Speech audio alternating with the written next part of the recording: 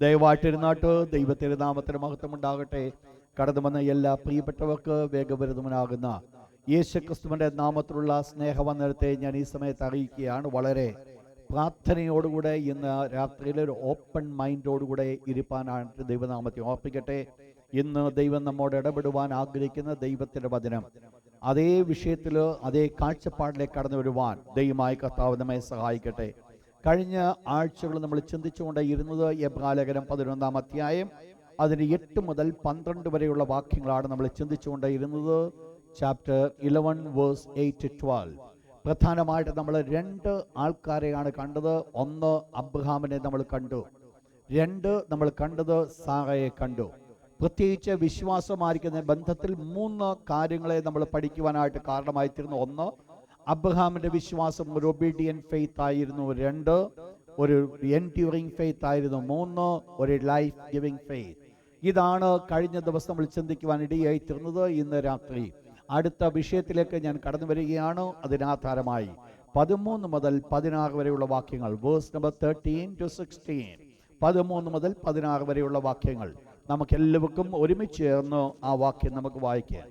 ദൈവനാമത്തിന് മഹത്വം ഉണ്ടാകട്ടെ. വളരെ ശ്രദ്ധയോടുകൂടെ പ്രാർത്ഥനയോടുകൂടെ ആയിരിക്കാൻ ദൈവനാമത്തെ ഓർപ്പിക്കട്ടെ. ഇന്ന് രാത്രി നമ്മൾ ചിന്തിക്കുവാൻ പോകുന്നത് പ്രത്യേകിച്ച് അതിൻ്റെ 17-ാമത്തെ വാക്യം കൂടെ ഒന്ന് വായിച്ചാണ്. വേഴ്സ് 17 മനസ്സിലാക്കി 12-ാം വാക്യത്തിൽ കൊണ്ട് അവസാനിപ്പിക്കുന്നത് അബ്രഹാമിനെ കുറിച്ചാണ്. 11-ാം വാക്യത്തിൽ സാറയുടെ കാര്യം പറഞ്ഞിട്ട് 12-ാമത്തെ വാക്യത്തിൽ കൊണ്ടുവന്ന അബ്രഹാമിന്റെ ജീവിതത്തെക്കുറിച്ച് പറഞ്ഞിട്ട് ഒരു ഇടവേള കൊടുത്തിട്ട് 17-ാമത്തെ വാക്യം തൊട്ട് വീണ്ടും അബ്രഹാമിനെ സ്റ്റാർട്ട് ചെയ്യുക. എന്തൊക്കെയോ ഈ പ്രത്യേകമായിരിക്കുന്ന ഭാഗത്ത് ചിലത് നമ്മെ പഠിപ്പിക്കുവാനുണ്ട്. ദൈവമക്കളുടെ കാഴ്ചപ്പാട് വിശ്വാസത്താൽ ഇറങ്ങിത്തിരിച്ചവർക്ക് അത്യാവശ്യമായി വേണ്ട ചില കാര്യങ്ങളെയാണ് ഈ ഭാഗത്ത് പഠിപ്പിക്കുവാനായിട്ട് കാരണമായി തീർന്നത്. നിങ്ങൾ ഈ പ്രത്യേകമായ പർട്ടിക്കുലർ ഭാഗത്തിന്റെ ഹെഡിങ് നിങ്ങൾ not ചെയ്താട്ട് the characteristic excellencies of the patriarch's faith. The characteristic excellencies of the patriarch's faith. നമ്മൾ കഴിഞ്ഞ ദിവസങ്ങൾ നമ്മൾ പഠിച്ചപ്പോൾ നമ്മൾ കാണുകയുണ്ടായി, ദൈവത്തിന്റെ ദാസൻ എബ്രായലേഖന കർത്താവ് വിശ്വാസത്തെക്കുറിച്ചുള്ള വിഷയം പ്രതിപാദിക്കുവാൻ തുടങ്ങിയത് ആദമിന്റെ മകനാകുന്ന ഹാബേലിൽ തൊട്ട് തുടങ്ങി മുൻപോട്ട് കടന്നു വന്നിട്ട് അത് നോഹയിൽ കൊണ്ട് അവസാനിപ്പിച്ച് പിന്നെ അവസാനമായിട്ട് തുടർന്ന് അബ്രഹാമിൽ കൂടെ തുടങ്ങിയിരിക്കുക. നമ്മൾ മനസ്സിലാക്കി അബ്രഹാം മുതലുള്ള വിഷയങ്ങളാണ് യഹൂദന്മാരുമായിരിക്കുന്ന ബന്ധത്തിൽ വളരെ പ്രാധാന്യം അർഹിക്കുന്നു. മറ്റതിന് പ്രാധാന്യമില്ലെന്നല്ല. പിന്നെയോ അബ്രഹാമാണ് അവരുടെ പിതാവായിരിക്കുന്നത്, യഹൂദന്മാരുടെ പിതാവായിരിക്കുന്നത്. ലിറ്ററലി അവരുടെ പിതാവെന്ന് കരുതപ്പെടുന്നത് അബ്രഹാം ആയതുകൊണ്ട് അബ്രഹാം മുതലുള്ള കാര്യങ്ങൾ വളരെയധികമായിട്ട് പ്രാധാന്യം അർഹിക്കുന്നു. എന്നാൽ ഇവിടെ തുടക്കപ്പെട്ടിരിക്കുന്ന വാക്ക് 13-ാമത്തെ വാക്യം പ്രാരംഭ ഇവർ. ആരാണ് ഇവർ? ഇന്ന് കൂടുതൽ ഒരു മെസ്സേജിനേക്കാൾ ഉപരിയായിട്ട് നമ്മൾ ഒരുമിച്ച് ഒന്ന് സ്റ്റഡി ചെയ്യുവാനാണ് ഞാൻ ആഗ്രഹിക്കുന്നത്. കാരണം ഈ പർട്ടിക്കുലർ ഭാഗങ്ങൾ വളരെയധികമായിട്ട് സംശയിപ്പിച്ച് പഠിപ്പിക്കുന്ന ഒരു ഭാഗമാണ്. യഹോവ സാക്ഷികൾ പ്രധാനമായിട്ട് ഈ വാക്യമാണ് ഉപയോഗിച്ചുകൊണ്ട് 1000 ആണ്ട് വാഴ്ച പുതിയ ഈ സ്വർഗവുമില്ല നരകവുമില്ല എല്ലാം ഭൂമിയിൽ തന്നെ എന്ന് വാദിക്കുന്ന വാദത്തിൻ്റെ ഒരു പ്രധാനപ്പെട്ട ഭാഗമാണ് നമ്മൾ ഇന്ന് ചിന്തിക്കുവാനായിട്ട് പോകുന്നത്. അപ്പോൾ ആ വിഷയത്തിൽ നിന്നതായതുകൊണ്ടാണ് നമ്മൾ എല്ലാം ഒന്ന് ഓപ്പണായിട്ട് നമ്മൾ ചിന്തിപ്പിക്കുവാൻ ആഗ്രഹിക്കുന്നത്. അതിൻ്റെ 13-ാമത്തെ വാക്യം ഇപ്രകാരം തുടങ്ങി. അവിടെ തുടങ്ങിയത് ഇവർ എല്ലാവരും. ആരാണ് ഇവരെല്ലാവരും? ആരെയൊക്കെ നമുക്ക് കൂട്ടാൻ പറ്റും? ഇവർ എല്ലാവരും ആരായിരിക്കണം? മുകളിൽ താഴെ 11-ാമത്തെ അധ്യായം തുടങ്ങി പറയപ്പെട്ടതായിരിക്കുന്ന വ്യക്തികൾ ഒരു പക്ഷെങ്കിൽ എന്താണ് ഇവരെല്ലാവരും? ഇവർക്കെല്ലാവർക്കും ഒരു പ്രത്യേകതയുണ്ടായിരുന്നു. ആ പ്രത്യേകത പറയുന്നു, വാഗ്ദത്ത നിവൃത്തി പ്രാപിക്കാതെ. അപ്പോൾ ഈ പറയപ്പെട്ടവരെല്ലാവരും എന്ത് പ്രാപിച്ചില്ല? വാഗ്ദത്തത്തിൻ്റെ നിവർത്തീകരണം പ്രാപിച്ചില്ല. നമ്മൾ കാണുകയുണ്ടായി ഇവരെല്ലാവരും എന്ത് പ്രാപിച്ചവരാണോ? വാഗ്ദത്തം ലഭിച്ചവരാണോ? ദൈവത്തിൻ്റെ വാഗ്ദത്തം അവർക്ക് ലഭിച്ചുവെങ്കിലും തിരുവചനം പറയുന്നു, ദൈവത്തിൻ്റെ ദാസൻ വെളിപ്പെടുത്തുന്നു, അവരാരും നിവർത്തീകരണം പ്രാപിക്കുവാനിടയായില്ല. അവർക്ക് ലഭിച്ചിരിക്കുന്ന വാഗ്ദത്തത്തിന്റെ നിവർത്തീകരണത്തിലേക്ക് കടന്നു വരുവാൻ സാധ്യമായില്ല.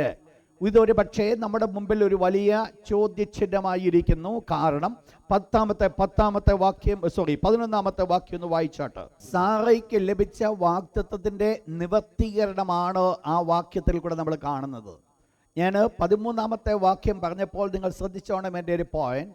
അവിടെ നമ്മൾ ചിന്തിച്ചു വരുന്ന ഭാഗമെന്ന് പറയുന്നത്, ഇവരാരും എന്ത് പ്രാപിച്ചില്ല? വാഗ്ദത്തത്തിന് നിവർത്തീകരണം പ്രാപിച്ചില്ല. 11ാമത്തെ വാക്യത്തിലേക്ക് നമ്മൾ കടന്നു വരുമ്പോൾ, വാഗ്ദത്തം പ്രാപിച്ച സാറ എന്ത് പ്രാപിച്ചു? വാഗ്ദത്തത്തിന് നിവർത്തീകരണം പ്രാപിക്കുവാനിടയായിത്തീർന്നു. സാറയ്ക്ക് വയസ്സ് 90 ആയിരിക്കുമ്പോൾ മക്കൾ ജനിക്കുവാൻ ബുദ്ധിമുട്ടുള്ള സ്ഥാനത്ത് ദൈവം കൊടുത്ത വാഗ്ദത്തത്തിന്റെ അടിസ്ഥാനത്തിൽ സാറയ്ക്ക് മക്കൾ ജനിക്കത്തക്കവണ്ണം തൻ്റെ ശരീരത്തെ ജീവിപ്പിക്കുവാനും ദൈവത്തിന് സാധിച്ചു. തുടർന്ന് നമുക്കറിയാവുന്ന പോലെ ആ വാഗ്ദത്തം ഇസ്ഹാക്കിൽ കൂടെ നിറവേറ്റപ്പെടുവാൻ ഇടയായിത്തീർന്നു. അപ്പോൾ സാറയ്ക്ക് ലഭിച്ച വാഗ്ദത്തം നിറവേറ്റി. 12ാമത്തെ വാക്യം കൂടെ ഒന്ന് വായിച്ചിട്ട് വേഴ്സ് 12. അതുകൊണ്ട് ഒരുവന് മരിച്ചവന് തുല്യമായിരിക്കുന്ന ഒരുവന് തന്നെ പെരുപ്പത്തിൽ ആകാശത്തിലെ നക്ഷത്രങ്ങൾ പോലെയും. ശ്രദ്ധിക്കണം ആ വേർഡ്. അപ്പോൾ ഇവിടെ അബ്രഹാമിനെ കുറിച്ച് പറയുന്നു. അബ്രഹാം മരിച്ചവനെ പോലെ ആയിരുന്നുവെങ്കിലും അബ്രഹാമിന് എന്ത് സംഭവിച്ചു? പെരുപ്പത്തിൽ ആകാശത്തിലെ നക്ഷത്രങ്ങൾ പോലെ സന്തതികൾ ജനിച്ചു. അപ്പോൾ ഇവിടെ അതിൻ്റെ അക്ഷരീയമായിരിക്കുന്ന നിവർത്തീകരണം നമുക്ക് ഇപ്പോൾ ഈ കാലങ്ങളിൽ നമുക്ക് കാണുവാൻ സാധിക്കുന്നുവെങ്കിലും ഇവിടെ ദൈവത്തിൻ്റെ തിരുവചനം പറയുന്നു, ഇവർ എല്ലാവരും എന്ത് പ്രാപിച്ചില്ല? വാഗ്ദത്ത നിവർത്തീകരണം പ്രാപിച്ചില്ല. കരങ്ങൾ ഉയർത്തി ദൈവത്തിന് ഹല്ലേലൂയ പറഞ്ഞാട്ടോ. ഇവരെ കുറിച്ച് പറഞ്ഞു, ഇവരാരും വാഗ്ദത്ത നിവർത്തീകരണം ഇവർ പ്രാപിച്ചില്ല. ഞാൻ ആദ്യം പറഞ്ഞ വേർഡ് നിങ്ങൾ മനസ്സിലാക്കണം. സാറയ്ക്ക് ദൈവം കൊടുത്ത വാഗ്ദത്തം സാറയിൽ കൂടെ നിറവേറ്റപ്പെട്ടു. അബ്രഹാമിന് ദൈവം കൊടുത്ത വാഗ്ദത്തം ഒരു പരിധിവരെ അബ്രഹാമിൽ കൂടെ നിറവേറ്റപ്പെട്ടു. ഇപ്രകാരമുള്ള വാഗ്ദത്തം നിറവേറ്റപ്പെട്ടിട്ടും ദൈവത്തിൻ്റെ ദാസൻ എബ്രായ ലേഖന കർത്താവ് എബ്രായർക്ക് ലേഖനം എഴുതുമ്പോൾ ഇപ്രകാരം പറയുന്നു, ഇവർ എല്ലാവരും എന്ത് പ്രാപിച്ചില്ല? വാഗ്ദത്തത്തിൻ്റെ നിവർത്തീകരണം പ്രാപിച്ചില്ല എന്ന് പറഞ്ഞാൽ ഇതിന് അപ്പുറത്ത് എന്തൊക്കെയോ ദൈവത്തിന് സംസാരിക്കുവാനുണ്ട്. ശ്രദ്ധിക്കണം ഞാൻ ഈ പറയുന്ന വേർഡ്. ഇവിടെയാണ് നമ്മുടെ കൺസെപ്റ്റിനെ മാറ്റുവാൻ ഞാൻ ആഗ്രഹിക്കുന്നത്. നിങ്ങൾക്കറിയാം, ദൈവം അബ്രഹാമിനെ വിളിച്ചു വേർതിരിച്ചത് മക്കളില്ലാതിരുന്ന സ്ഥാനത്ത് ദൈവം പറഞ്ഞു, ഞാൻ നിന്നെ കാണിപ്പാനിക്കുന്ന ദേശത്തേക്ക് നീ പോക, ഞാൻ നിന്നെ അനുഗ്രഹിക്കുമെന്ന് ദൈവം കൽപ്പിച്ചു. ഈ വാഗ്ദത്തം പ്രാപിച്ചുകൊണ്ടാണ് അബ്രഹാം ഇറങ്ങിത്തിരിച്ചത്. പക്ഷെങ്കിൽ ഇവിടെ ദൈവത്തിൻ്റെ തിരുവചനം പറയുന്നു, ഈ വാഗ്ദത്തത്തിൻ്റെ പാർഷ്യലായിരിക്കുന്ന നിവർത്തീകരണം തൻ്റെ ജീവിതത്തിൽ നടന്നെങ്കിൽ തന്നെയും ദൈവത്തിൻ്റെ തിരുവചനം പറയുകയാണ്, ഇവരാരും നിവർത്തീകരണം ഇതുവരെ പ്രാപിച്ചില്ല. അങ്ങനെയാണെങ്കിൽ എന്തു വാഗ്ദത്തമാണ് ഇവരിൽ കൂടെ നിറവേറ്റപ്പെടാതിരുന്നത്? ദൈവത്തിൻ്റെ തിരുവചനം പഠിക്കുമ്പോൾ ഞാൻ ആദ്യം പറഞ്ഞ വേർഡ് നിങ്ങൾ മനസ്സിലാക്കണം. അബ്രഹാമിനെ ദൈവം വിളിച്ചു വേർതിരിച്ച ആ വാഗ്ദത്തം ഇന്ന് ഈ ലേഖനം എഴുതുമ്പോൾ ഒരു പരിധിവരെ കംപ്ലീറ്റ് ആയിട്ട് ഫുൾഫിൽ ആയിട്ടില്ല. കാരണം ദേശം പൂർണ്ണമായി അവകാശപ്പെട്ടിട്ടില്ല, മക്കളെന്നുള്ളത് അതുപോലെ ആയിട്ടില്ല. ഇങ്ങനെയുള്ള പല വീക്ക്നെസ് കിടക്കുകയാണെങ്കിൽ തന്നെയും ഒരു പരിധിവരെ ആ വാഗ്ദത്തം നിവർത്തിക്കപ്പെട്ടു. എങ്കിലും ദൈവത്തിൻ്റെ ദാസൻ ഇവിടെ പറയുമ്പോൾ പറയുകയാണ്, ഇവർ എല്ലാവരും വാഗ്ദത്ത നിവർത്തി പ്രാപിക്കാതെ. അപ്പോൾ ഇവര് ആരും വാഗ്ദത്ത നിവർത്തി പ്രാപിച്ചില്ല. പിന്നെ എന്ത് ചെയ്തു? അവർ ദൂരത്തു നിന്ന് അത് കണ്ടു. ഇവക്കുള്ള പ്രോമിസിനെ അവർ ദൂരത്തു നിന്ന് കണ്ടു. കണ്ടിട്ട് എന്ത് ചെയ്തു? അവരതിനെ എംബ്രേസ് ചെയ്തു, അഭിവന്ദിച്ചു. എന്നിട്ട് എന്ത് ചെയ്തു? ഈ ഭൂമിയിൽ അവർ പറഞ്ഞു, ഞങ്ങളിവിടെ അന്യരും പരദേശികളുമെന്ന് അവർ പറഞ്ഞു. ഞാൻ കഴിഞ്ഞ ദിവസം ഞാൻ നിങ്ങളോട് പറയുകയുണ്ടായി, അബ്രഹാമിനെ വാഗ്ദത്ത ദേശത്ത് കൊണ്ട് നിർത്തിയ സ്ഥാനത്ത് അബ്രഹാമിനോടുകൂടെ ഒരു വലിയ സൈന്യമുണ്ടായിരുന്നു. എങ്കിലും അബ്രഹാം ഒരിക്കൽ പോലും ആ സൈന്യത്തിൻ്റെ ശക്തി കൊണ്ട് ദൈവം ഇതെനിക്ക് വാഗ്ദത്തം തന്നതാണെന്ന് ചിന്തിച്ച് അത് ആ ദേശത്തെ കൈവശമാക്കുവാൻ പോയില്ല. ഒരിക്കൽ പോലും അബ്രഹാം അത് ചെയ്തില്ല. അബ്രഹാമിനത് കഴിയുമായിരുന്നു, അബ്രഹാം അത് ചെയ്തില്ല. എന്താ അബ്രഹാം ചെയ്യാതിരുന്നത്? ദൈവത്തിൻ്റെ ചില കൺസെപ്റ്റ് എന്താണെന്നുള്ളത് അബ്രഹാം വ്യക്തമായിട്ട് മനസ്സിലാക്കുവാനായിട്ടിടയായിത്തീർന്നു. എന്താ നമ്മൾ മനസ്സിലാക്കിയത്? അബ്രഹാമിനെ വിളിച്ചു ബോധിച്ചപ്പോൾ ഞാൻ നിങ്ങൾക്ക് തരാമെന്ന് കൽപ്പിച്ച വാഗ്ദത്തം അവിടെ കിടക്കുമ്പോൾ തന്നെ ഇവിടെ അബ്രഹാമിനെ കുറിച്ച് നമ്മൾ കാണുന്ന ഒരു ഭാഗത്തിലേക്ക് ഞാൻ നിങ്ങളെ കൊണ്ടുപോകട്ടെ. വായിച്ചാട്ട് അതിനാധാരമായിട്ട് അതിൻ്റെ 15-16 വാക്യത്തിലേക്ക് ഒന്ന് കടന്നാട്ട്. Verse number 15 and 16. അവരോ അധികം നല്ലതിനെ സ്വർഗീയമായതിനെ ഇവിടെ നമ്മൾ മനസ്സിലാക്കണം. ഇവിടെ അബ്രഹാമിന്റെ കൺസെപ്റ്റിനെ നമ്മൾ ഇവിടെ കാണുകയാണ്. വാഗ്ദത്ത ദേശത്ത് അബ്രഹാം ചെന്ന് നിൽക്കുമ്പോൾ ആ വാഗ്ദത്ത ദേശം തനിക്ക് ഒരന്യദേശമായിരുന്നു, ഒരു പരദേശമായി മാറ്റപ്പെട്ടു. എന്താ പരദേശമായി തീരുവാനുള്ള കാരണമായി തീർന്നത്? ഈ വാഗ്ദത്തം ചെയ്ത ദേശത്ത് അബ്രഹാം നിൽക്കുമ്പോൾ അബ്രഹാമിന് ഒരു കാര്യം അറിയാം, ഇതല്ല എനിക്കുള്ള സ്ഥലമെന്ന് പറയുന്നത്, ഇതല്ല എനിക്കുള്ള അവസ്ഥയെന്ന് പറയുന്നത്. പിന്നീട് എന്താ എനിക്കുള്ള സ്ഥലമെന്ന് പറയുന്നത്? ദൈവത്തിൻ്റെ തിരുവചനം പറയുന്നു, അവ സ്വർഗീയമായതിനെ തന്നെ കാക്ഷിച്ചിരുന്നു. ശ്രദ്ധിക്കണം, ഞാൻ പറയുന്ന വേർഡ്. ദൈവം അബ്രഹാമിനെ വിളിച്ചു വേർതിരിച്ച് മുൻപോട്ട് കടന്നു വരുമ്പോൾ ദൈവത്തിൻ്റെ വാഗ്ദത്തം അബ്രഹാമിന് കൊടുത്ത് ആ വാഗ്ദത്തം നാട്ടിൽ കൊണ്ട് അബ്രഹാമിൻ്റെ കാല് വെപ്പിച്ചെങ്കിൽ തന്നെയും അബ്രഹാം അത് അവകാശമാക്കാതിരുന്നതിൻ്റെ കാരണമെന്ന് പറയുന്നത് ഇതിനേക്കാൾ അപ്പുറമായിരിക്കുന്ന ഒരു സ്വർഗീയമായതിനെയാണ് അബ്രഹാം എക്സ്പെക്റ്റ് ചെയ്തത്. ദൈവം വാഗ്ദത്തം കൊടുത്തതാണ്. നിങ്ങൾ ശ്രദ്ധിക്കണം എൻ്റെ ആ പോയിന്റ്. ദൈവം വാഗ്ദത്തം കൊടുത്തതാണോ ഈ വാഗ്ദത്ത ദേശം? അബ്രഹാമിന് അത് അവകാശമാക്കുവാൻ സാധിക്കും. എങ്കിലും ഈ വാഗ്ദത്ത ദേശത്ത് അബ്രഹാം നിൽക്കുമ്പോൾ അബ്രഹാമിൻ്റെ കൺസെപ്റ്റ് ഈ വാഗ്ദത്ത ദേശത്തല്ല നിന്നത്, പിന്നെയോ ഇതിനപ്പുറത്തേക്ക് അബ്രഹാം കടന്നുപോയി. അബ്രഹാം അത് കാണുവാനിടയായിത്തീർന്നു. അങ്ങനെയെങ്കിൽ ഞാൻ ഈ പറയുന്ന വേർഡ് നിങ്ങൾ മനസ്സിലാക്കണം. ദൈവത്തിൻ്റെ തിരുവചനം പറയുന്നു, ഇവർ എല്ലാവരും എന്ത് ചെയ്തില്ല? വാഗ്ദത്ത നിവർത്തി പ്രാപിക്കാതെ. അപ്പോൾ സ്വർഗത്തിലെ ദൈവത്തിന് മുൻപിൽ ദൈവം നോക്കുമ്പോഴും ഒന്ന് പറയുന്നു, ഇവരാരും എന്ത് പ്രാപിച്ചില്ല? വാഗ്ദത്തത്തിൻ്റെ നിവർത്തീകരണം പ്രാപിച്ചില്ല.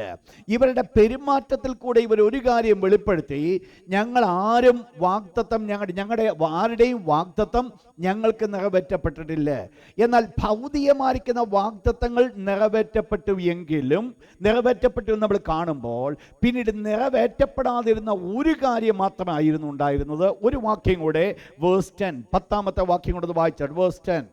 അബ്രഹാം വാഗ്ദത്ത ദേശത്ത് തൻ്റെ മകനോടും കൊച്ചുമകനോടും കൂടെ ജീവിക്കുന്ന കാലയളവിൽ ആ ദേശത്ത് തന്നെ ആയിരിക്കുമ്പോൾ അബ്രഹാം ആഗ്രഹിച്ചത് ഈ പർട്ടിക്കുലർ സ്ഥലമല്ല, അല്ലെങ്കിൽ ഒരു ഭൗതിക കനാൻ നാടല്ല അബ്രഹാം ആഗ്രഹിച്ചത്.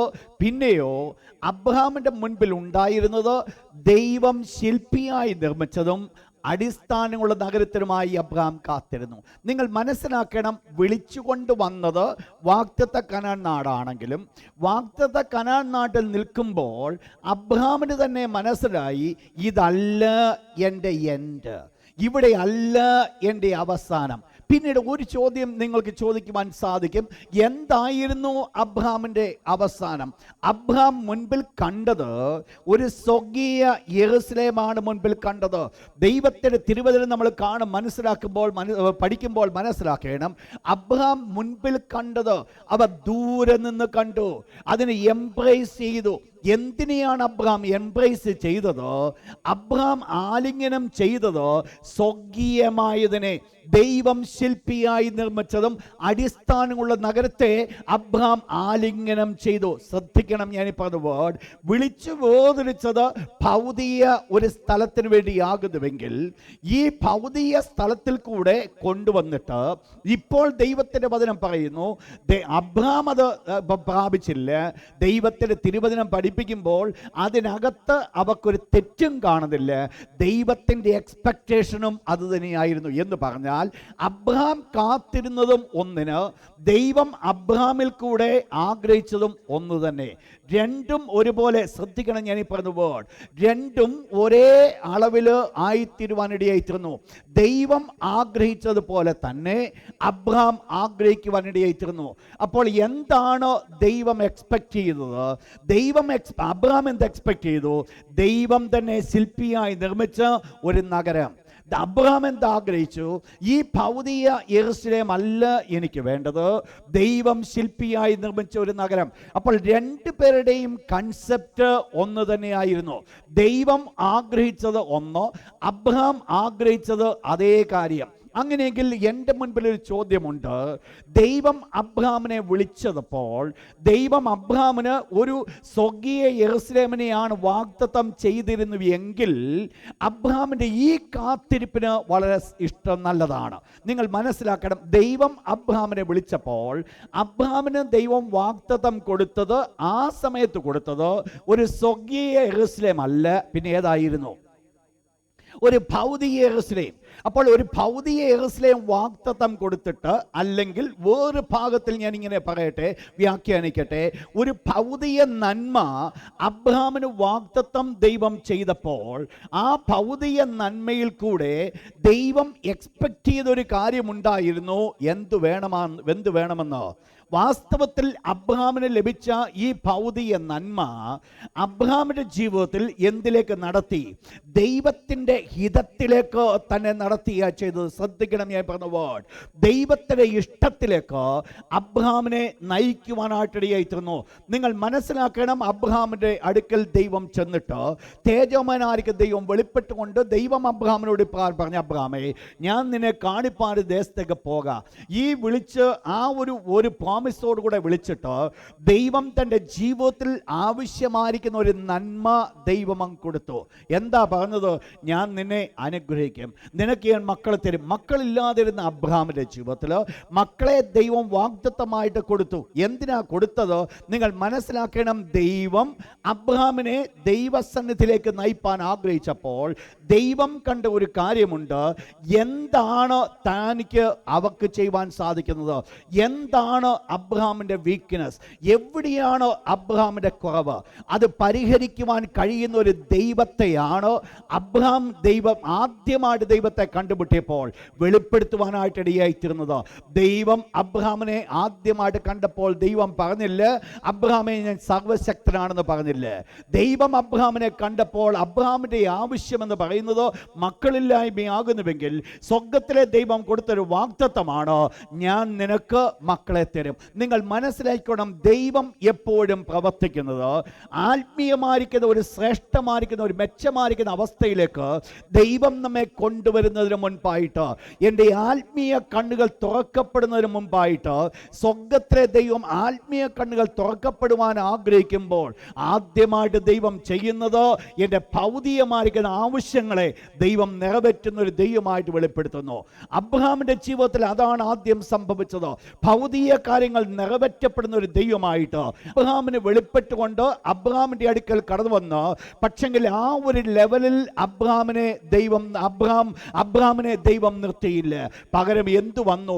കുഞ്ഞെ, നീ ഒരു കാര്യം മനസ്സിലാക്കണം, ഇതല്ല നിന്റെ ജീവിതത്തിൽ നീ എക്സ്പെക്ട് ചെയ്യേണ്ടത്, പിന്നെയോ ഒരു വാഗ്ദത്ത നാടാണ് എക്സ്പെക്ട് ചെയ്യേണ്ടത്.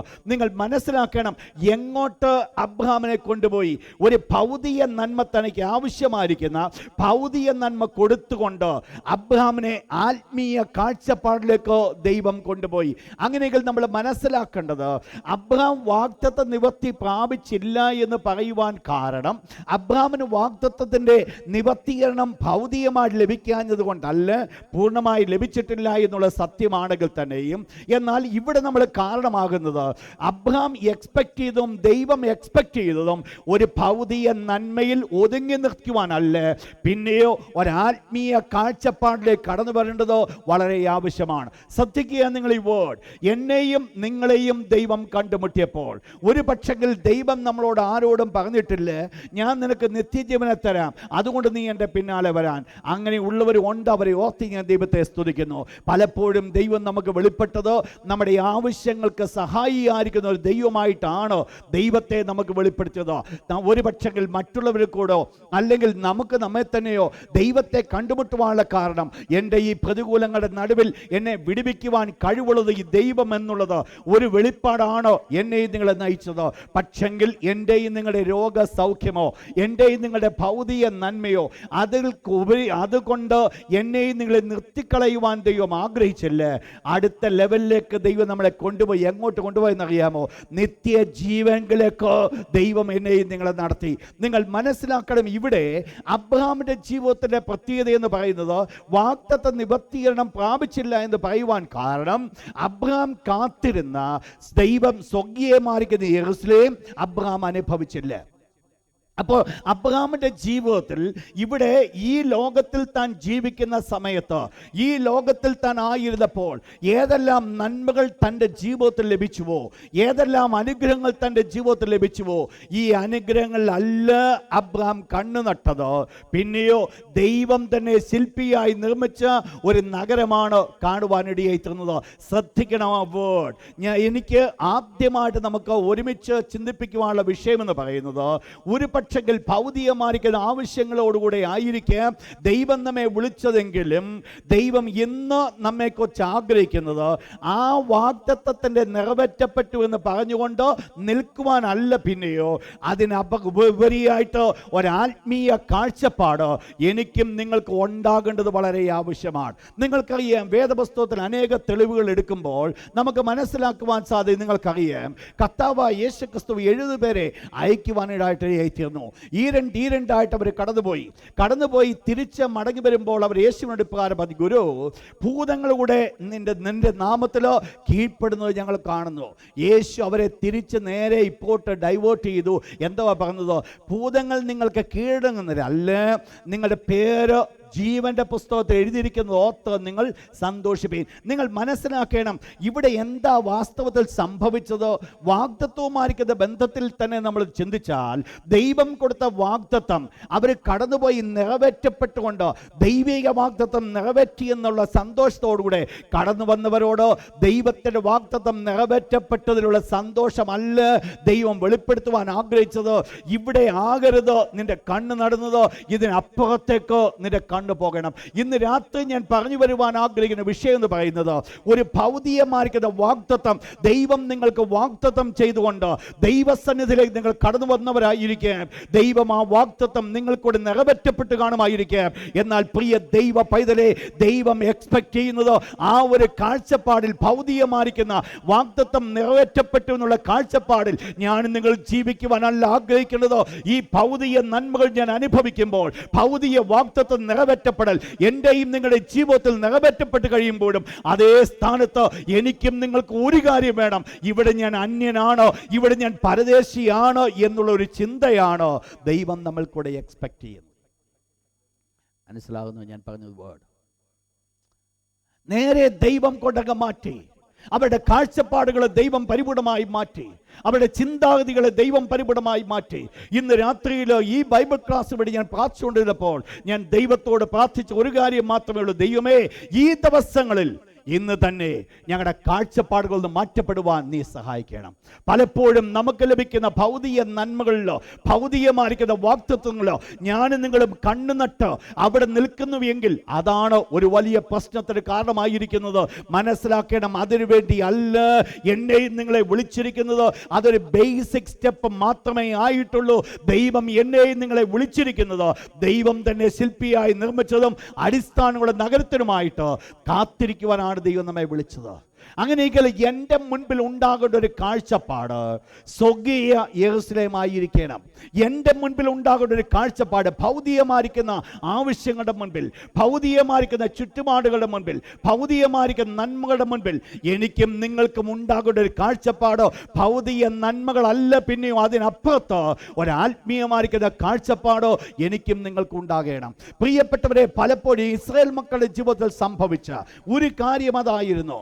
ദൈവം ദൈവം ഇസ്രായേൽ മക്കളോട് ഇപ്രകാരം കൽപ്പിച്ചു, നിങ്ങൾ വാഗ്ദത്ത ദേശത്ത് നിങ്ങൾ എത്തുമ്പോൾ, അതിൻ്റെ നന്മകൾ നിങ്ങൾ അനുഭവിക്കുമ്പോൾ, നിങ്ങളുടെ ദൈവത്തെ നിങ്ങൾ മറന്നുകളയാതിരിപ്പാൻ നിങ്ങൾ സൂക്ഷിച്ചു കൊള്ളുവീൻ. എന്താണ് അവിടുത്തെ വിഷയം? ദൈവത്തിൻ്റെ നന്മകൾ അനുഭവിക്കുന്ന സമയത്ത് ദൈവത്തിൻ്റെ നന്മകളിൽ മാത്രം കണ്ണുനട്ട് ദൈവത്തെ വിട്ടുകളയുന്ന ഒരു തലമുറയിലാണ് ഞാൻ നിങ്ങളും ജീവിക്കുന്നു എന്നുള്ളത് നമ്മൾ മനസ്സിലാക്കണം. ശ്രദ്ധിക്കണം, ഞാൻ ഈ പറഞ്ഞ വേർഡ്. ദൈവത്തിൻ്റെ നന്മകൾ നമ്മൾ അനുഭവിക്കുമ്പോൾ, ദൈവത്തിൻ്റെ അനുഗ്രഹം നാം അനുഭവിക്കുമ്പോൾ, പലപ്പോഴും അനുഗ്രഹങ്ങൾ അനുഭവിച്ചുകൊണ്ട് അനുഗ്രഹങ്ങൾ മാത്രം എൻ്റെ കൺമുൻപിൽ നിന്ന് ദൈവത്തെ വിട്ടുകളയുന്ന ഒരു വലിയൊരു വീഴ്ചയാണ് നമ്മൾ കാണുവാൻ സാധിക്കുന്നത്. ഇതാണ് ഇസ്രായേൽ മക്കളുടെ ജീവിതത്തിൽ ഉണ്ടായിരുന്ന വീഴ്ച.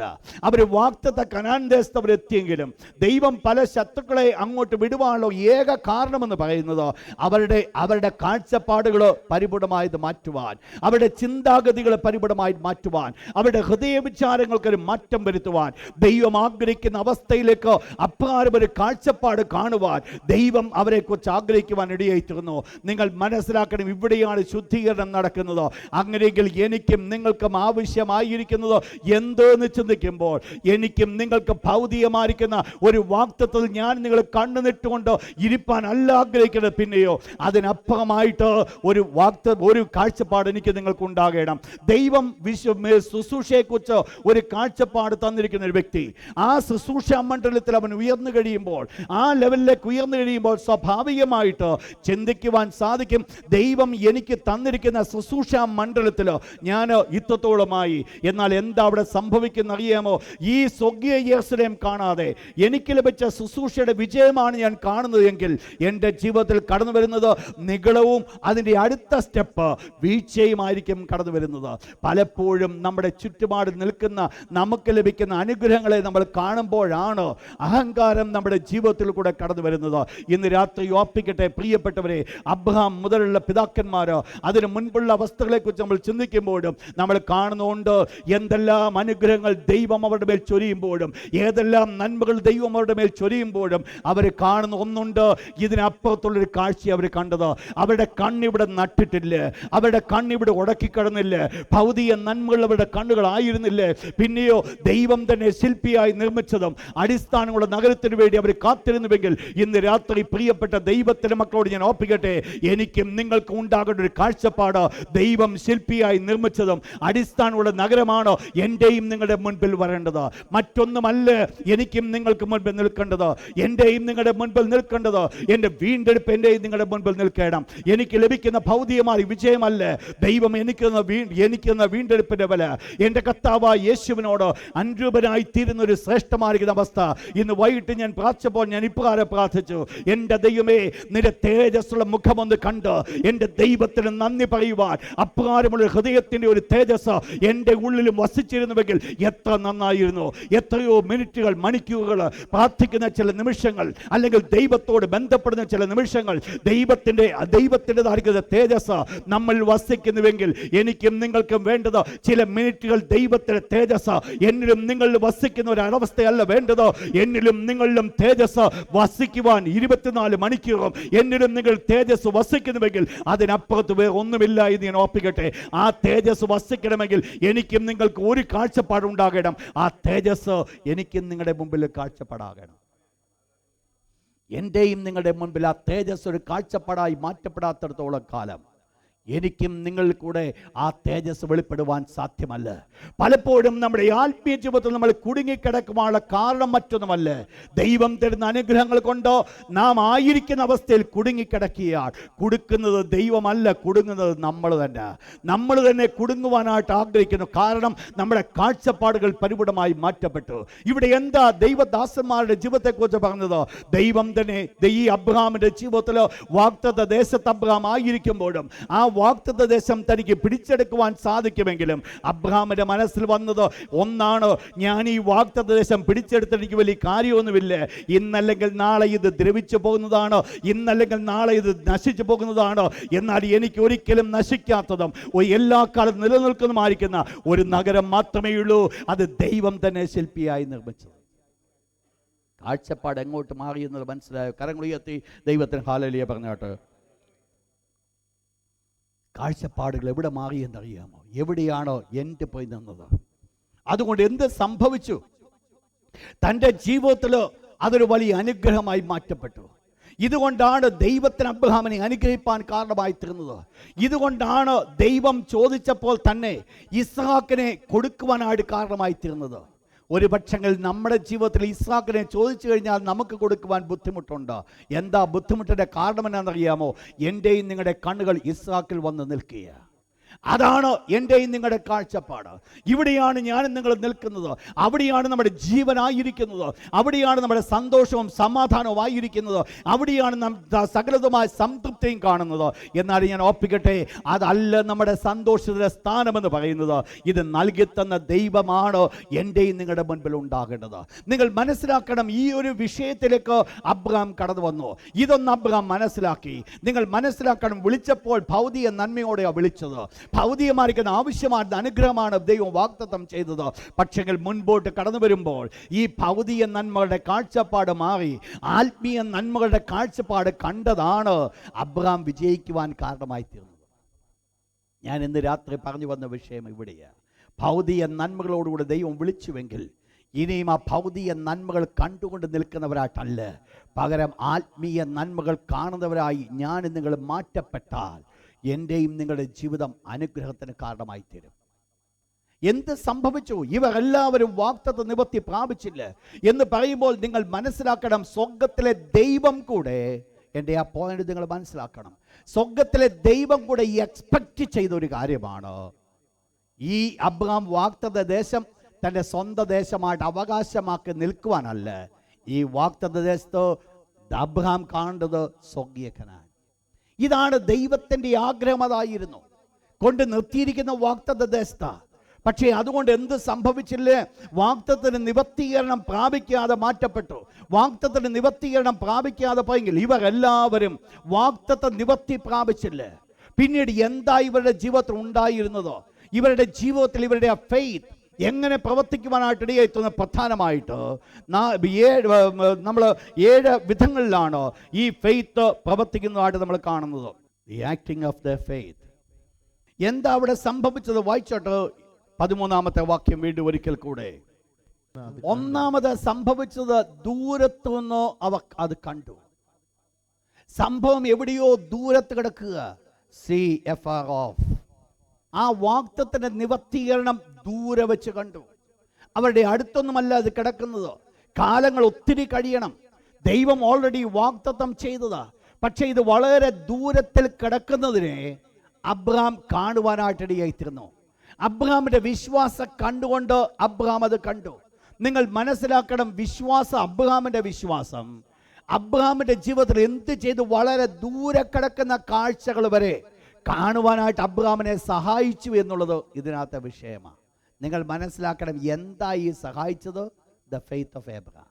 അബ്രഹാമിലെ വിശ്വാസമാണോ സഹായിച്ചത്? എന്ത് ചെയ്തു? വളരെ ദൂരെ കിടക്കുക.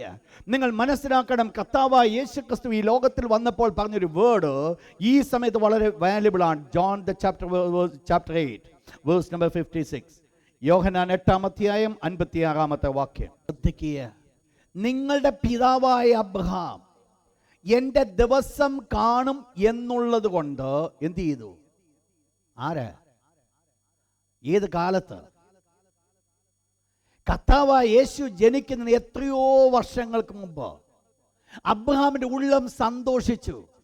എന്തിലാ അബ്രഹാമിന്റെ ഉള്ളം സന്തോഷിച്ചത്? തനിക്ക് ലഭിച്ചതായിരിക്കുന്ന ഒരു ഭൗതിക നന്മയോ ഒരു ജയമോ യുദ്ധത്തിന്റെ വിജയമല്ല അബ്രഹാമിന്റെ സന്തോഷത്തിന് കാരണമായി തീർന്നത്. പിന്നെയോ എൻ്റെ ദിവസം കാണാമെന്നുള്ളത്, കർത്താവായ യേശുക്രിസ്തു ഈ ലോകത്തിൽ അവതരിക്കുന്നത്, അത് അബ്രഹാമിന്റെ ഉള്ളത്തിലൊരു സന്തോഷമായി. നിങ്ങൾ മനസ്സിലാക്കണം, അബ്രഹാം എന്ത് ചെയ്തു? ഈ സന്തോഷിക്കണമെങ്കിൽ എന്ത് വേണമായിരുന്നു? ഇതെന്ന് നടക്കേണ്ടതാ? കാലങ്ങൾക്ക് ശേഷം. പക്ഷേ വളരെ ചുരുക്കം ചിലക്ക് മാത്രം മനസ്സിലാക്കപ്പെട്ടൊരു കാര്യമാണ്, ദൈവത്തിന്റെ പുത്രൻ, ദൈവമായിരിക്കുന്നവൻ മനുഷ്യനായി ലോകത്തിൽ അവതരിക്കുമെന്ന്. ആ വിഷയം അബ്രഹാമിന് മനസ്സിലാക്കി. അബ്രഹാം ഒരു കാര്യം മനസ്സിലാക്കി, ഈ മനുഷ്യപുത്രൻ ജനിക്കുമ്പോൾ എന്ത് സംഭവിക്കും? പിശാചിന് കൊടുത്തായിരിക്കുന്ന ശാപത്തിന്റെ വാക്കുകൾ അവിടെ നിറവേറ്റപ്പെടും. സ്ത്രീയുടെ സന്തതി നിന്റെ തല താക്കും.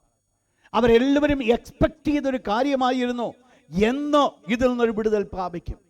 പക്ഷെ ഒരു കാര്യം അബ്രഹാം മനസ്സിലാക്കി, നാളുകൾക്ക് ശേഷം കടന്നു വരുവാൻ പോകുന്ന കർത്താവായ യേശു ക്രിസ്തുവിൽ കൂടെ അത് നിറവേറ്റപ്പെടുവാൻ പോകുകയാണ്.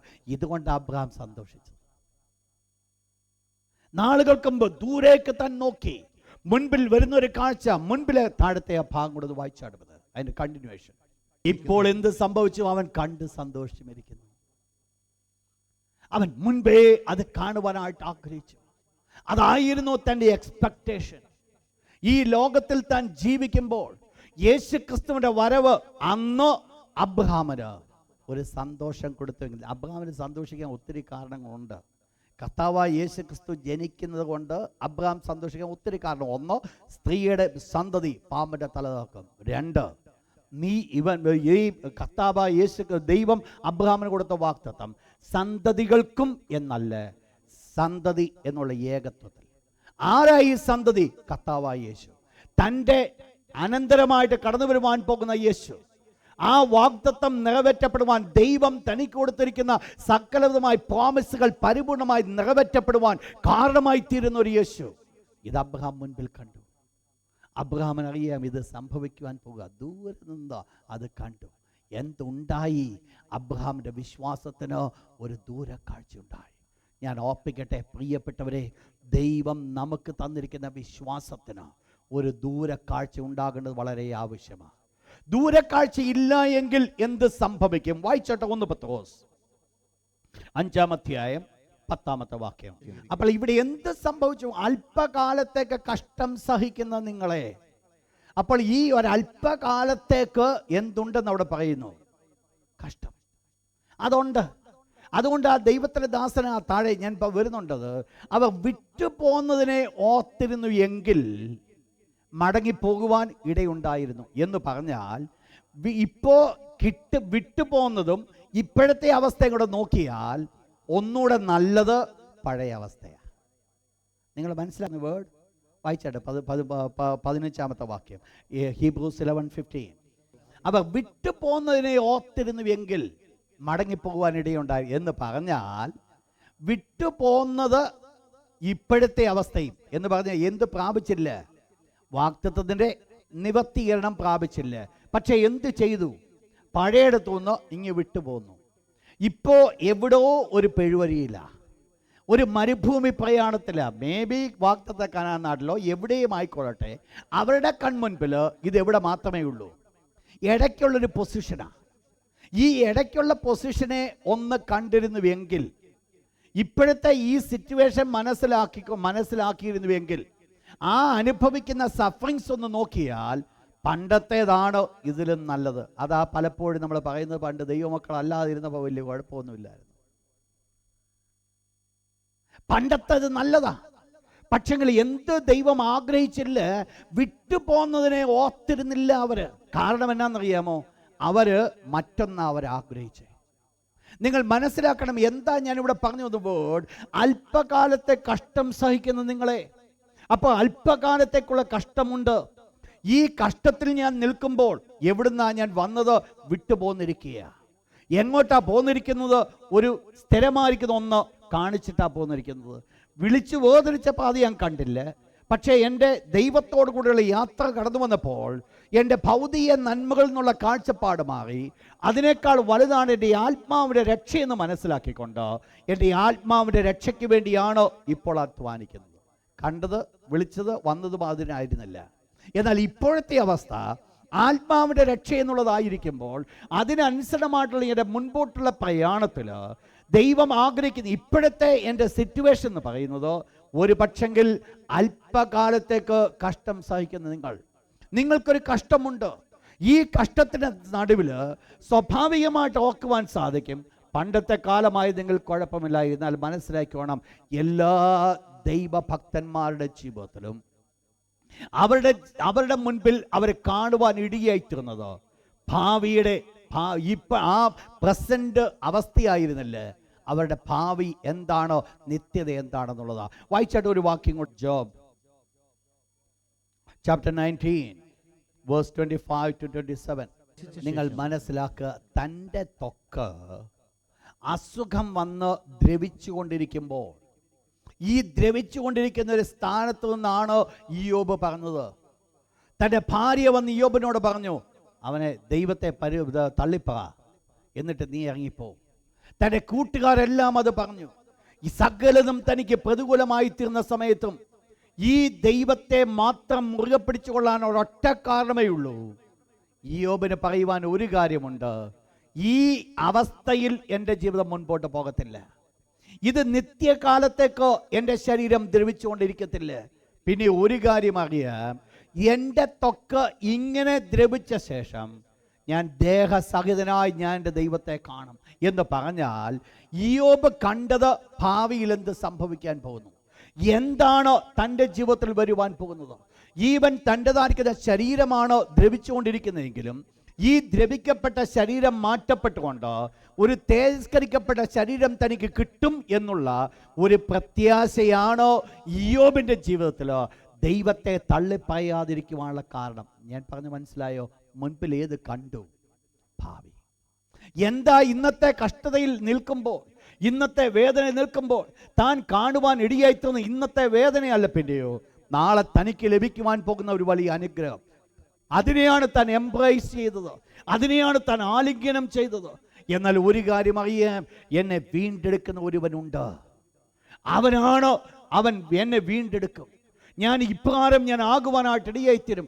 ഇങ്ങനെ എൻ്റെ ത്വക്ക് ദ്രവിച്ച ശേഷം ഞാൻ ദേഹസഹിതനായി ദൈവത്തെ കാണും. അന്യനല്ല, എൻ്റെ സ്വന്തം കണ്ണുകൊണ്ട് ഞാൻ അവനെ കാണും. എന്താ ഇയ്യോബേ നിന്റെ ജീവിതത്തിൽ സംഭവിച്ചത്? ഞാൻ നോക്കുന്നത് എൻ്റെ പ്രസന്റ് സിറ്റുവേഷൻ അല്ല, എൻ്റെ നിത്യതയെ ഞാൻ കാണുക. അതുകൊണ്ട് എന്ത് സംഭവിച്ചു? ഇനി ആരെല്ലാം എന്തെല്ലാം ദുഷിച്ച് പറഞ്ഞാലും എനിക്ക് യാതൊരു ബുദ്ധിമുട്ടുമില്ല. ഞാൻ ഓടുന്നത് ആ നിത്യതയ്ക്ക്, ഞാൻ ഓടിക്കൊണ്ടേ ഇരിക്കുന്നത് ആ നിത്യതയ്ക്ക്. നിങ്ങൾ മനസ്സിലാക്കണം, നിത്യത എന്നുള്ളത് എൻ്റെ മുൻപിൽ ഒരു കാഴ്ചപ്പാടാകാതെ, നിത്യത എന്നുള്ളത് നമ്മുടെ മുൻപിൽ ഒരു കാഴ്ചപ്പാടാകാതെ ഈ ലോകത്തിൽ ഒരു ജയകരമാർക്ക് ജീവിതം നയിപ്പാൻ സാധ്യമല്ല. ഈ ലോകത്തിൽ നമുക്ക് ക്രിസ്ത്യാനിയായി ജീവിക്കണമെങ്കിൽ, ഈ ലോകത്തിൽ നല്ലൊരു ജീവിതം മുൻപോട്ട് നയിക്കണമെങ്കിൽ എനിക്കും നിങ്ങൾക്കും ആവശ്യമായിരിക്കുന്നതോ നിത്യമായിരിക്കുന്നതോ നിലനിൽക്കുന്ന ഒന്നിനെ എൻ്റെയും നിങ്ങളുടെ മുൻപിൽ കാണേണ്ടത് വളരെ ആവശ്യമാണ്. എൻ്റെ അവസ്ഥയെ ഞാൻ തുലനം ചെയ്ത് നോക്കേണ്ടതോ നിത്യതയുമായിരിക്കുന്ന ബന്ധത്തിലാണ്. അതുകൊണ്ടാണ് അപ്പോസ്തലനായ പൗലോസ് പറയുന്നു, നൊടി നേരത്തേക്ക് കഷ്ടം അനുഭവിക്കുന്ന, നൊടി നേരത്തേക്കുള്ള കഷ്ടങ്ങൾ അത് സാരമില്ല എന്ന് ഞാൻ എണ്ണുന്നു. നിങ്ങൾക്കറിയാം, ഇത്രമാത്രം പ്രശ്നങ്ങൾ കൂടെ പ്രതികൂലങ്ങൾ കൂടെ കടന്നുപോയതായിരിക്കുന്ന ഈ പൗലോസിന്റെ ജീവിതത്തിൽ ദൈവം വാഗ്ദത്തം കൊടുത്തു, നിന്നെ ജാതികളുടെ അപ്പോസ്തലനാക്കി വെക്കുന്നു. ദൈവത്തിൻ്റെ ആ വാഗ്ദത്തം പ്രാപിച്ചുകൊണ്ട് തൻ്റെ സമയവും തൻ്റെ സന്ദർഭവും പണവും എല്ലാം ആരോഗ്യമെല്ലാം ദൈവത്തിൻ്റെ ആ വാഗ്ദത്തം നിവർത്തീകരണത്തിന് വേണ്ടി നിറവേറ്റി. അവസാനമായിട്ട് പൗലോസ് റോമക്ക് എഴുതുമ്പോൾ ഇപ്രകാരം പറയുന്നു, ഇനിയും എനിക്ക് പോകാൻ ഒരു സ്ഥലവുമില്ല, അതുകൊണ്ട് ഞാൻ നിങ്ങളുടെ അടുക്കിലേക്ക് വരികയാണ്. ഇത്രയും ഒരു സ്ഥലവും ഇല്ല എന്ന് പറയത്തക്കവണ്ണം ദൈവം തന്നെ ഫലമേൽപ്പിച്ച വേല നിറവേറ്റുവാൻ ഇടയായിത്തീർന്ന പൗലോസ് ഫിലിപ്പിക്ക് എഴുതുമ്പോൾ ഇപ്രകാരം പറയുന്നുണ്ട്, ഞാൻ പിടിച്ചിരിക്കുന്നു എന്ന് ഞാൻ നിരൂപിക്കുന്നില്ല.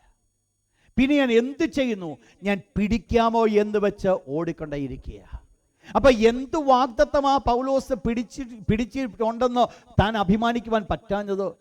എന്തിനെയാണ് പിടിക്കാമോ എന്ന് വെച്ചിട്ട് ഓടിക്കൊണ്ടിരുന്നത്? തൻ്റെ വാഗ്ദത്ത നിവർത്തീകരണമാണ് അക്ഷരീയമായിട്ട് പൗലോസിന് പറയുവാൻ സാധിക്കും, ഈ ദൈവം ഞാൻ നല്ല പൊരുതു, ഓട്ടം തികച്ചു, വിശ്വാസം കാത്തു. It's finish. ദൈവം എന്നെ ഫലമേൽപ്പിച്ച ശുശ്രൂഷ എന്നിൽ കൂടെ നിറവേറ്റപ്പെട്ടു. പക്ഷേ തനിക്കിപ്പോഴും പറയുവാനുണ്ട്, അതുകൊണ്ട് എനിക്കെല്ലാം ആയില്ല, ഞാൻ ഒന്ന് പിടിക്കാമോ എന്ന് വെച്ച് ഓടിക്കൊണ്ടിരിക്കുക. ഇതുവരെ എനിക്ക് പിടികിട്ടാത്തൊന്നുണ്ട്, ഇതുവരെ എൻ്റെ കയ്യിൽ ഒതുങ്ങാത്തൊന്നുണ്ട്, അതെൻ്റെ വളരെ ദൂരത്തിരിക്കുക. അതാണ് ഞാൻ പിടിക്കാമോ എന്ന് വെച്ചുകൊണ്ട് ഇന്നും ഓടിക്കൊണ്ടിരിക്കുന്നത്. എന്താ ഓടുവാനുള്ള കാരണം എന്നാണെന്നറിയാമോ? എന്തിനു വേണ്ടിയാ ഓടിയെന്നറിയാമോ? തൻ്റെ നിത്യത തൻ്റെ മുൻപിൽ കണ്ടുകൊണ്ട്, നിത്യതയെ മുൻപിൽ താൻ മനസ്സിലാക്കി. അവിടെയാണോ ഈ പ്രശ്നങ്ങൾ, ഈ പ്രയാസങ്ങൾ, ഈ ഭാരങ്ങൾ ഏതുമില്ല എന്ന് എണ്ണുവാനാണ് കാരണമായി തീർന്നത്. പ്രിയപ്പെട്ടവരെ, ഞാൻ ഈ വാക്കുകൊണ്ട് ഇവിടെ ഞാൻ അവസാനിപ്പിക്കട്ടെ. ഒരു ദൈവ പൈതലിന് വേണ്ടത് അവന് ദൂരക്കാഴ്ച ആവശ്യമാണ്, അവന് ദീർഘവീക്ഷണം ആവശ്യമാണ്. നമ്മളൊരു ഹ്രസ്വദൃഷ്ടിയുള്ളവരായിരിക്കാനല്ലേ, ഹ്രസ്വദൃഷ്ടിയോടുകൂടെ ജീവിക്കുന്നുവെങ്കിൽ വീണ്ടെടുപ്പിന്റെ അവസ്ഥയിൽ കൂടെ പോകുവാനായിട്ട് സാധ്യമല്ല. പലപ്പോഴും നമുക്ക് വീഴുവാനായിട്ട് ഇടയായിത്തീരും. എന്നാൽ എൻ്റെയും നിങ്ങളുടെ മുൻപിൽ ആ ഒരു ദീർഘവീക്ഷണമുണ്ടെങ്കിൽ, എൻ്റെ വീണ്ടെടുപ്പുകാരനെ കുറിച്ചുള്ള ഒരു ശ്രേഷ്ഠമായിരിക്കുന്ന കാഴ്ചപ്പാട് എൻ്റെ മുൻപിൽ നിങ്ങളുടെ മുൻപിൽ ഉണ്ടെങ്കിൽ ഒരു കാര്യം സത്യമാണ്, നാം അതിനുവേണ്ടി ഓടിക്കൊണ്ടിരിക്കുമെന്നുള്ളതിന് യാതൊരു സംശയമില്ല. ഇതാണ് ദൈവം നമ്മെക്കുറിച്ച് ആഗ്രഹിക്കുന്നത്. എന്ത് ചെയ്തു? അവർ ദൂരവേ അത് കണ്ടു. അബ്രഹാം ദൂരവേ കണ്ടു, ഇയ്യോബ് ദൂരവേ കണ്ടു. എന്ത് ചെയ്തു? ഇവരെ കാണുക മാത്രമല്ല, ദൂരെ വെച്ചാണ് അവർ കണ്ടത്. പക്ഷെങ്കിൽ എന്ത് സംഭവിച്ചു? നെക്സ്റ്റ് അതേ വാക്യം, വേഴ്സ് 13. 11th chapter 13. അഭിവന്ദിച്ചു. ഇംഗ്ലീഷ് ബൈബിള് നിങ്ങൾ വായിക്കുമ്പോൾ അവിടെ വേറൊരു വേർഡുണ്ട്, they persuaded it. നോട്ട് ചെയ്താട്ട്. വാഗ്ദത്തത്തെ അവർ മനസ്സിലാക്കി. എന്താ അത് മനസ്സിലാക്കിയത്? അത് പരിപൂർണമായി നിറവേറ്റപ്പെടും എന്നുള്ള പൂർണ്ണമായിരിക്കുന്ന ഒരു ബോധ്യം, ഒരു ഉറപ്പ് അവരുടെ ജീവിതത്തിൽ ഉണ്ടായിരുന്നു. ഇത് വെറുതെ പോകുവാൻ പോകുന്നില്ല, ഇത് നിറവേറ്റപ്പെടും. നിങ്ങൾ മനസ്സിലാക്കണം, ഒരു ഭൗതിക നന്മ നമുക്ക് ആവശ്യമാണെങ്കിലും ആത്മീയ നന്മ ആവശ്യമാണെങ്കിലും വാഗ്ദത്തം പ്രാപിച്ചവർക്ക് ചേറ്റെടുക്കേണ്ട കാര്യമാണോ ഞാൻ ഈ പറഞ്ഞു വരുന്നത്? ഒന്നെന്ത് ചെയ്തു? അവർ ദൂരവേ അത് കണ്ടു. അവർക്കൊരു കാഴ്ചപ്പാടുണ്ടായിരുന്നു.